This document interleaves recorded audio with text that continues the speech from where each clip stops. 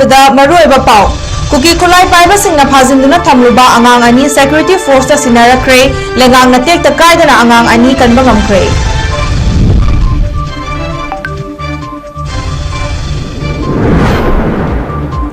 ꯂꯩꯉꯥꯛꯀ ꯌꯥꯅꯕꯒꯤ ꯃꯇꯨꯡ ꯏꯟꯅ ꯁꯖꯤꯋꯥ ꯖꯦꯜꯗ ꯂꯩꯔꯤꯕ ꯂꯤꯒꯦꯜ ꯄ꯭ꯔꯣꯁꯤꯗ꯭ꯌꯨꯔ ꯃꯇꯤꯛ ꯆꯥꯅ ꯂꯣꯏꯔꯕ ꯀꯨꯀꯤꯖꯣ ꯏꯟꯃꯦꯠ 11 ꯉꯁꯤ ꯁꯄꯔ ꯃꯩꯅꯥꯗ ꯈꯨꯠꯁꯤꯟꯅꯈ꯭ꯔꯦ ꯀꯥꯡꯄꯣꯛꯄꯤꯗ ꯄꯨꯂꯤꯁ ꯁ꯭ꯇꯦꯁꯟ ꯊꯝꯂꯒꯅꯤ ꯍꯥꯏꯈ꯭ꯔꯦ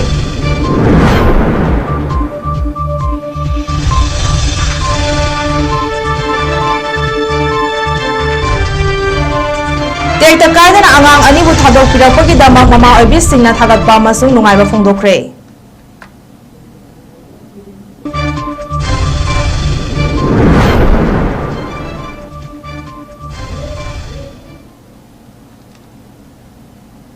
ꯈꯨꯔꯨꯝꯖꯔꯤ Northeast window Manipuri news ꯃꯤꯠꯌꯦꯡ ꯇꯥꯕꯤꯔꯤꯕ ꯄꯨꯝꯅꯃꯛꯄꯨ ꯒꯤꯇꯥꯟꯖꯂꯤ ꯁꯥꯏꯔꯦꯝꯅ ꯇꯔꯥꯝ ꯅꯣꯛꯆꯔꯤ ꯍꯧꯖꯤꯛ ꯄꯨꯡ ꯖꯥꯁꯤ ꯐꯥꯎꯕꯒꯤ ꯃꯄꯨꯡ ꯑꯣꯏꯕ ꯄꯥꯎꯁꯤꯡ ꯃꯤꯌꯥꯝꯗ ꯁꯟꯗꯣꯛꯅ ꯄꯤꯖꯔꯤ ꯊꯧꯕꯥꯜꯗꯒꯤ SSC GD ꯔꯤꯀ꯭ꯔꯨꯠꯃꯦꯟ ꯔꯦꯂꯤ ꯌꯥꯎꯕ ꯆꯠꯈꯤꯕ ꯅꯨꯄꯥ ꯃꯆꯥ 3ꯒꯤ ꯃꯅꯨꯡꯗ ꯑꯃ ꯑꯁꯥꯝ ꯔꯥꯏꯐꯜꯅ ꯀꯟꯕ ꯉꯝꯍꯧꯔꯒ ꯃꯈꯣꯏ ꯑꯅꯤꯕꯨꯅ ꯀꯨꯀꯤ ꯈꯨꯠꯂꯥꯏ ꯄꯥꯏꯕꯁꯤꯡꯅ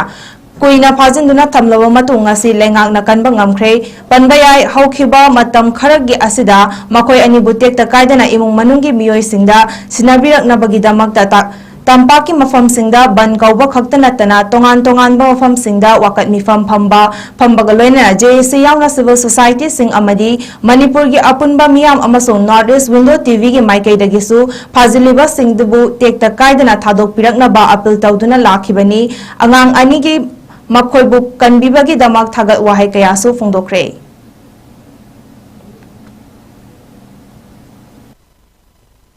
ꯌꯥꯝꯅ ꯉꯁꯤ ꯑꯩꯈꯣꯏꯅ ꯉꯁꯤꯗꯒꯤ ꯌꯨꯝꯗ ꯑꯩꯈꯣꯏꯅ ꯍꯜꯂꯛꯀꯗꯕ ꯃꯇꯝ ꯑꯁꯤꯗ ꯑꯩꯈꯣꯏꯅ ꯆꯤꯡꯒꯤ ꯏꯆꯤꯜ ꯏꯅꯥꯎ ꯀꯨꯀꯤ ꯏꯆꯤꯜ ꯏꯅꯥꯎꯁꯤꯡꯗ ꯑꯩꯈꯣꯏꯅ ꯍꯥꯏꯅꯅ ꯃꯆꯥ ꯃꯅꯥꯎ ꯑꯃ ꯑꯣꯏꯅ ꯑꯩꯈꯣꯏꯅ ꯍꯥꯏꯖꯅꯤꯡꯕꯗꯤ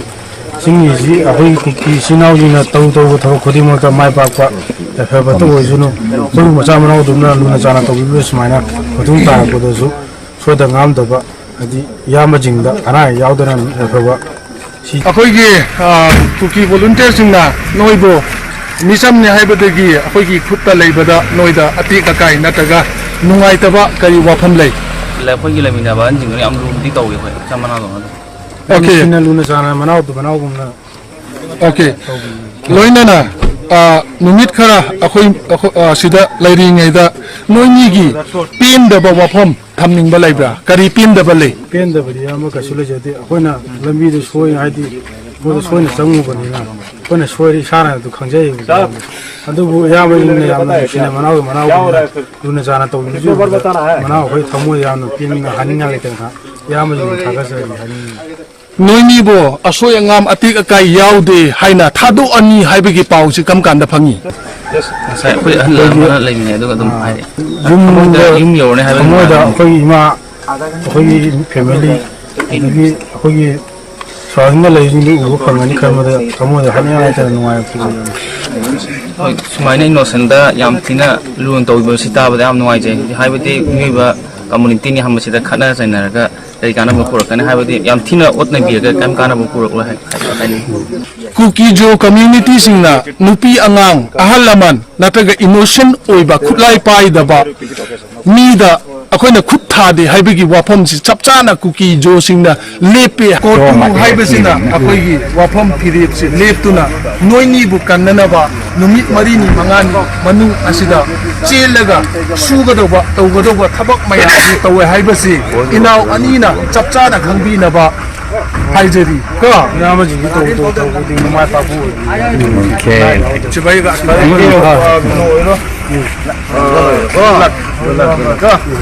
ꯅꯕꯥꯅꯤ ꯇꯧꯕ ꯈꯨꯗꯤꯡꯃꯛ ꯃꯥꯏ ꯄꯥꯛꯄ ꯄꯦꯟꯈꯤꯗꯕ ꯂꯩꯔꯒꯁꯨ ꯑꯉꯥꯡꯅꯤꯅ ꯂꯥꯏꯔꯤꯛ ꯂꯥꯏꯁꯨ ꯁꯥꯈ꯭ꯔꯅꯤꯅꯀꯣ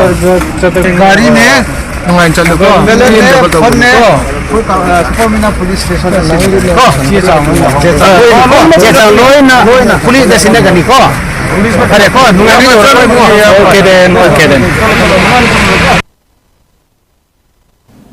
Makhatana Committee on Tribal Unity Kotuna Kangpokpi Police ki Kuthangda Angang Ani Sinarkibani Haina Kotogi Wangangloi 𝐿𝐁𝐿𝐽𝐸 na Fongdokre Magna Haikibada Ngasi Manipur Lengakna Makhoi demand Khara Thabakta Ontokpaga Loinana Ayukta Yanaba Purakiba Adudagi 𝐶𝐞𝐲 Village Volunteer Singna Kotuda Makoina Tari Kungataretaги Fazinduna Thamlakiba Manipuri Maitei Nupa Macha Ani Sinarkibani Hairi Panbayai 𝐶𝐞𝐲 Village Volunteer Singna Manipuri Lengakta Tawrakiba Tongan Tonganba demand Singi Manungda 𝐶𝐞𝐲 Inmet Sing 𝐶𝐞𝐲 Dominated Oiba Mafamda Thamba Kangpokpi District ki Phailen Mall Sub Division da Police Station ama thamba haiba sini amadi demand asigi damak haukiba September gi tarikh 18 dagi hauduna Manipur gi DGP ga tongan ba mawongda negotiate taunaba khanaduna lakibani hairi loinana center lenga ka kupna nainaraba matungda village volunteers singi demand thabakto onthokpani hairi lenga ka yanabagi matung ina sajiwa jail da lairiba legal procedure matik chana loiraba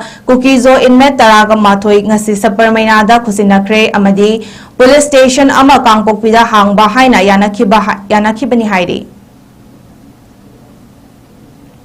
Kotu haibasina akoigi wafam phirip si leptuna noini bu kannanaba numit marini mangani manu asida chelaga sugadoba tawgadoba thabak mayam tawe haibasi inaw anina chapchana khangbinaba haijari ko yamaji to mai pa bu okay chibai ga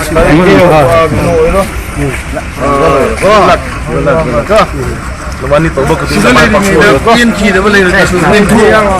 angang ya laibik lai su sa kan na ko gari ne ngai chal ko pin de bal to ko Sapamina police station ko Jeta loina police da sinaga ni ko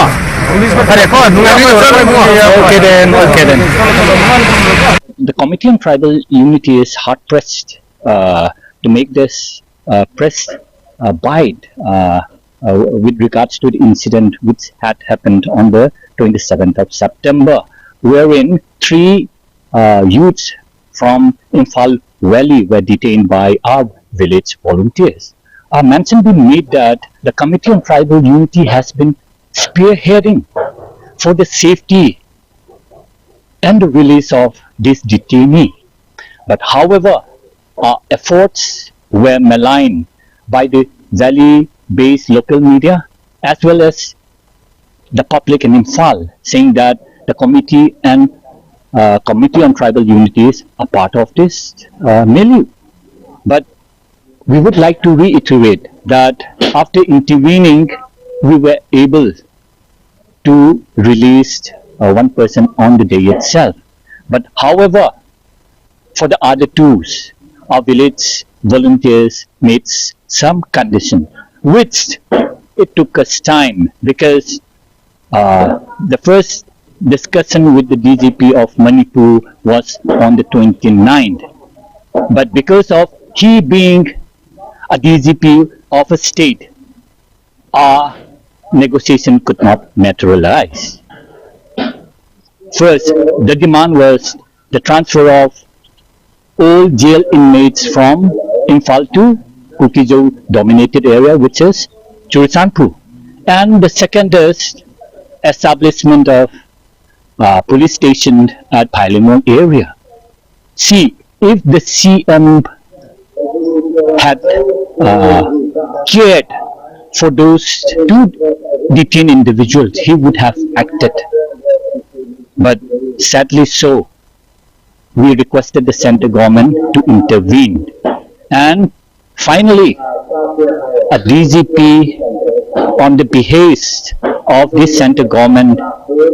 made us possible to reach an amicable solution. Therefore, 2 youths were released today, and as per the agreement, 11 people who are the jail inmates have been received here at this church compound, Sapamina. ngasi miyoibagi minungsi yengduna thauchom thoithoi amasung oinam thoithoi babu tekta kaidana kanbirakpagi damak lengak amasung makhoi anigi thawai kanbiduna imung manungda sinabiraknaba appeal tawkiba tongan civil organization amadi manipur miyam da natana thadokpirakhiba kuki ichilnaw singdasu mama oibi singna thagatba phongdoragli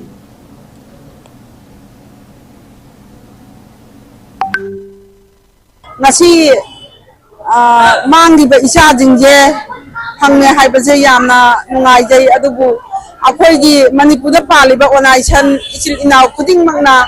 maitai panghal amadi chingmi tammi naga ichil inaw kuding makna mateng pangbiraga isa jingjibu mama akhoi kutta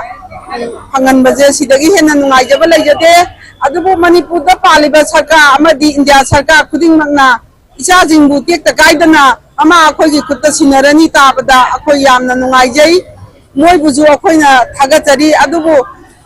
leiriba sarkar jing adagi koki isil inaw akoi punama ngasi ba numisidagi nungsinaba inai taba masi punamakse tokminaraji aduga akoi punna proof ama toina hana hingminaba adugumna nungsi chanana hingminaji moina akoi isa jing butek ta kaidana thador isigumna akoina su matam leiba khibikta moibu nungsi chana harau tayamna moigi masa masudo akoi isa maknena akoi khanjage asi haraga ilo sanjarage akoi inaw je mayam changdana mayam na wabi badagi akoi khutta sina bidore hojiki sina jadri ko mayam police lai hai ado akoi na tumba chaba khangdana dagi akoi je isa inaw go sida da hai khanjai ko ado khoi se harau mandagi ta yam harau yam na ado mayam na konna dibagi akoi yam thakani mayam ju akoi se harau sidai hena akoi kari hai tare harau ko haibang hangre ko bugi hati harau se adagi kai hai tare mayam kubi haibu sidi sabang harau mandana ado mayam na kubi ko tabasang di ahin balik hai ado mayam di mating dagi na phang na akoi ko sina duje ai haini ani kana mayam thakasa nang tin nang do nagi mayam na chimbi basam bi mayam bugi mating ani ko na phangja duje na je phangja duje ado si hai loisan jadage Urkhol jila da kanglub amagi khul ani gi mihoi singi marakta lamgi chaye nabawaho amadagi ngarang thokhiba hingsa gi thaudokta mihoi ahum sikhiba kaya amana aso apan nangkraba matungda makhatana irang thokhandana ba civil amasung police gi mihoi singna mikupna hum singna section laiduna ngakseli asokpa sing layeng duna lairiba hospital da MLA Ramuiba chatuna asokpa singi fibam yengsinkhre amasung mihoi kaya ga su unaduna warisana khre amaromda district administration urkhul na paikalakpa naba thaurang amagi makada police na pamdaba thaudok thohandana ba ngak senbagi thabak chathari hairi amadi hauzik fawbada makhal amatagi irang thokpagi paw leitre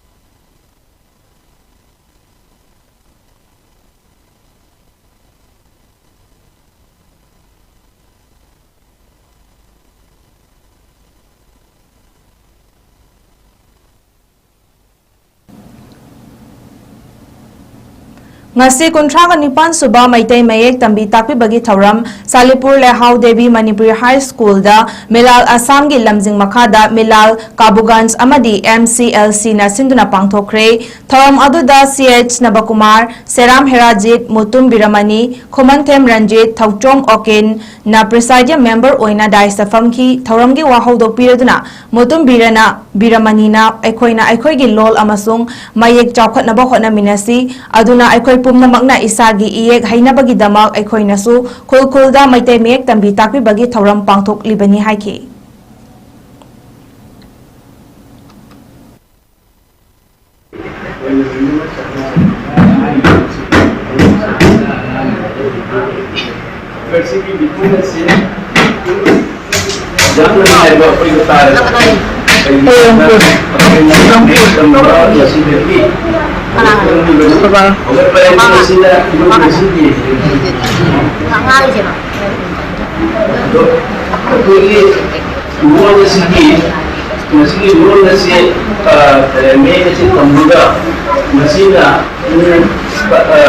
उनका कई संजोग कोई school को जासी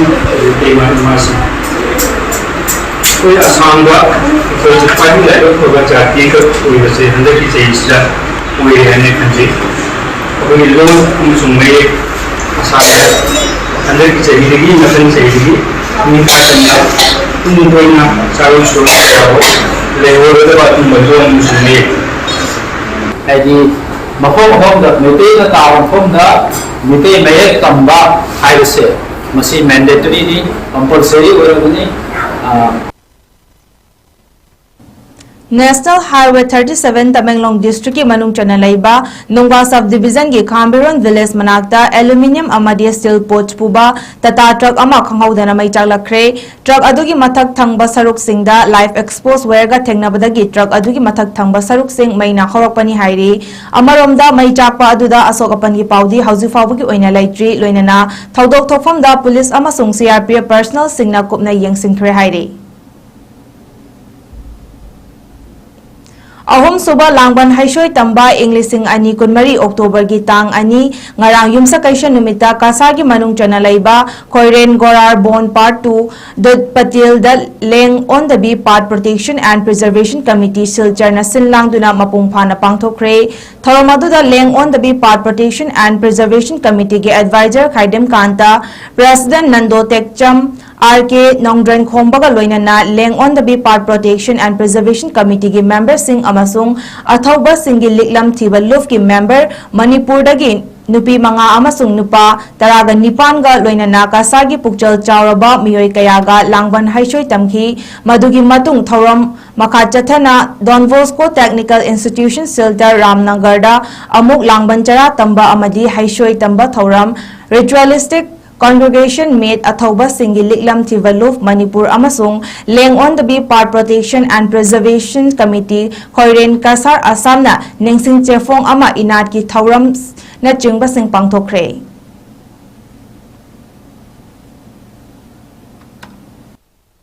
Mama isina masa tara hui maning manbangam ni hai mama na mamdo ke sile ki hai baduni adu boluri badi masa tara sina Mama gining bet kuman bati sungam ngam di hai nei masa na pada tau na so mama bagi phonglam na bagi laman simbang ngam di hai mama ki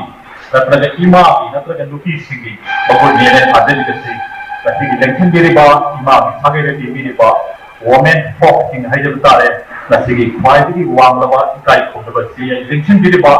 isai le ti sing mai go ti phongda ki sari apu ka nei kai ki na Pao omukahana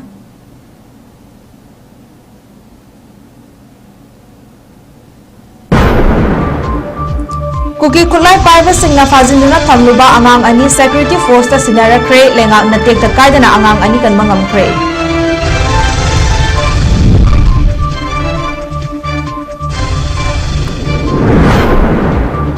Lenga kayana bagi matung ina sajiwa jail da laiba legal procedure matik chana loiraba kukizo inme taramathoi ngasi saparmainada kisina kre kangtokpida police station thamlagani high kre tek takaidana angang anibu thadok pirakpagi damak mama oibi singna thagatpa amasung nungaiba phongdorakli